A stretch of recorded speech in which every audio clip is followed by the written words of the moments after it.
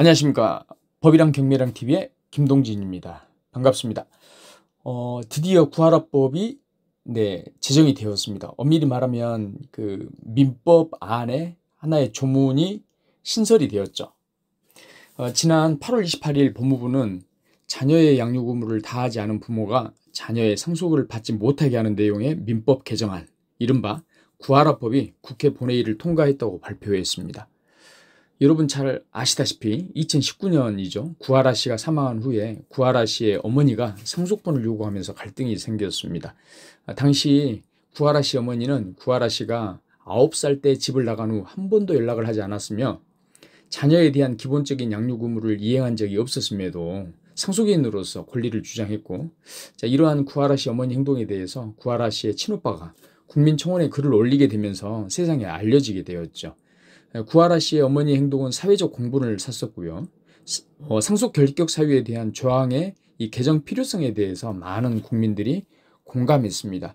그리고 우여곡절 끝에 이번에 민법 개정안이 국회 본회의를 통과하게 된 것인데요. 구하라법으로 불리는 이번 민법 개정안은 자녀 양육 의무를 심각하게 위반한 부모에게 상속권을 박탈할 수 있도록 하는 내용을 담고 있습니다.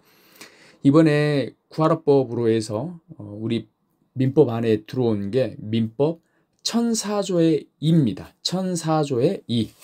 그래서 이 조항을 한번 살펴보겠습니다.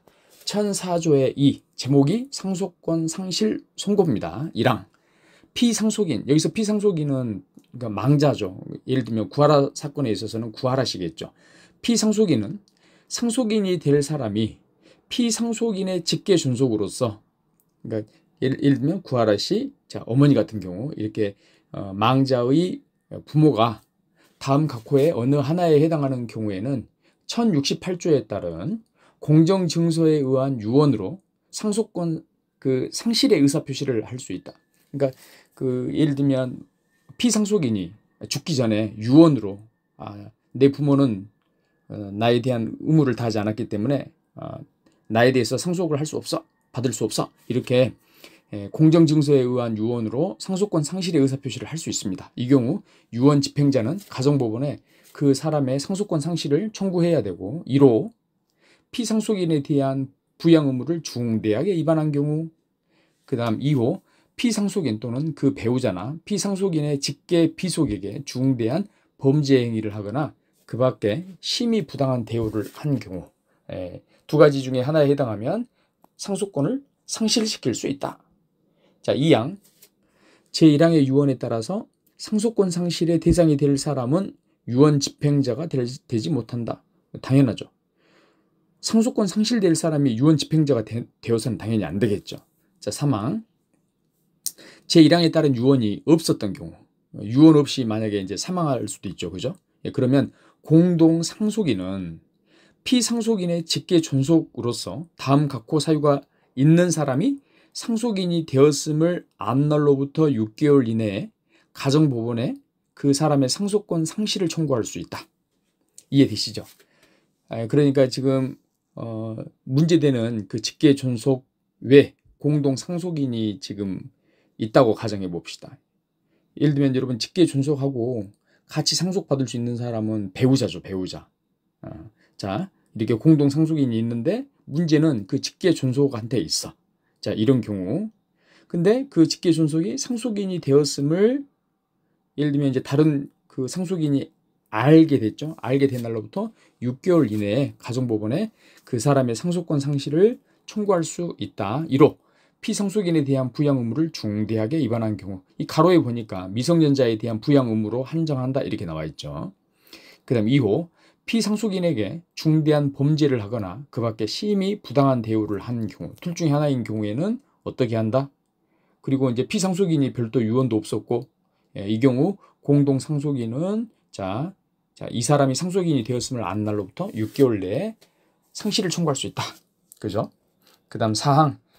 제3항에 청구를 할 수 있는 공동 상속인이 없거나 모든 공동 상속인에게 제3항 각호의 사유가 있는 경우에, 그러면 여러분 상속권 상실 선고 확정에 의해서 상속인이 될 사람, 여기서 상속인이 될 사람은 후순위 상속인입니다.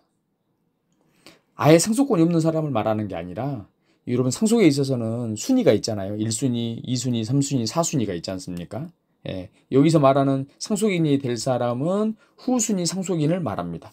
후순위 상속인이 자 이것을 청구할 수 있고요.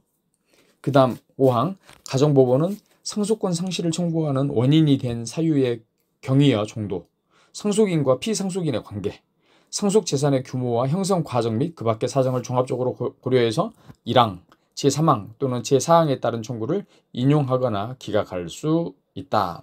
그 다음 6항 상속 개시 후에 상속권 상실의 선고가 확정된 경우 그 선고를 받은 사람은 상속이 개시된 때 상속이 그러니까 개시 피상속인이 사망한 때 개시가 되죠 보통. 그래서 그 피상속인이 사망한 때 소급해서 상속권을 상실하게 됩니다. 다만 자 이로써 해당 선고가 확정되기 전에 취득한 제3자의 권리를 해야지는 못하고요.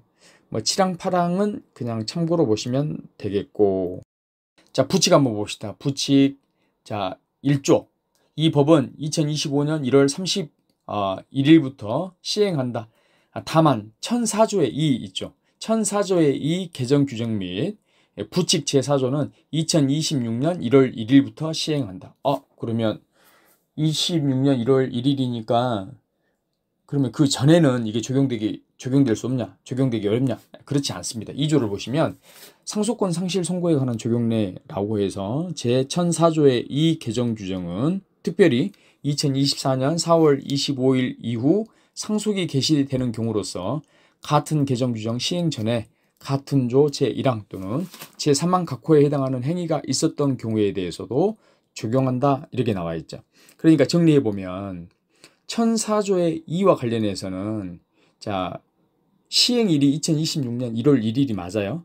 다만 그 전의 사건에 대해서도 적용이 되는데 자 그 전의 사건 2024년 4월 25일 이후에 상속이 개시된 사건에 대해서도 이게 예외적으로 적용이 된다 이겁니다.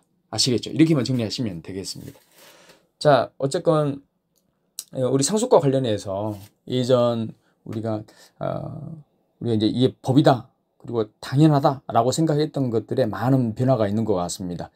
물론 이제 그 사회에 우리 의식이 많이 또 바뀌어가고 있고요. 우리 헌법재판소가 그것을 적극 반영해서 뭐 위헌 결정이랄지 뭐 헌법 불합치 결정이랄지 이런 그 결정으로서 이 법 사실 민법에 손을 대고 있거든요.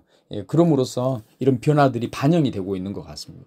네, 저는 바람직한 방향이라고 봅니다. 자, 이 시간 우리가 구하라법에 대해서 봤고 다음에 또 유익한 내용으로 찾아뵙도록 하겠습니다. 자, 이 시간은 여기까지.